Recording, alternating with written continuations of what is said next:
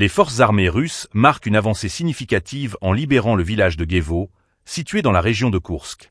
Ce succès a été orchestré par les unités du groupe de forces Nord, qui ont réussi à capturer plusieurs positions stratégiques des forces ukrainiennes. Une opération qui s'inscrit dans un contexte de tensions militaires croissantes entre les deux pays.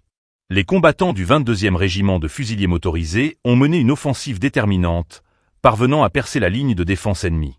L'entrée dans le village a été accompagnée d'une démonstration de force, symbolisée par l'installation du drapeau russe sur l'un des bâtiments, un acte fort qui souligne la revendication de territoire.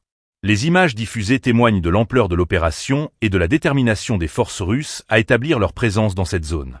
Actuellement, les militaires russes poursuivent leur mission en s'assurant de débarrasser les dernières poches de résistance ukrainienne. Cette phase de nettoyage est cruciale pour sécuriser le village et éviter toute contre-offensive. Les combats dans cette région sont particulièrement intenses, et chaque avancée est perçue comme un tournant potentiel dans le conflit en cours. La libération de Guevo pourrait avoir des implications significatives sur le plan stratégique. En renforçant leur contrôle sur cette zone, les forces russes cherchent à établir une meilleure position pour de futures opérations. Les analystes militaires soulignent que ces actions s'inscrivent dans une stratégie globale visant à redéfinir les lignes de front et à accroître la pression sur les forces ukrainiennes. Ce développement intervient dans un contexte où la situation sur le terrain est en constante évolution.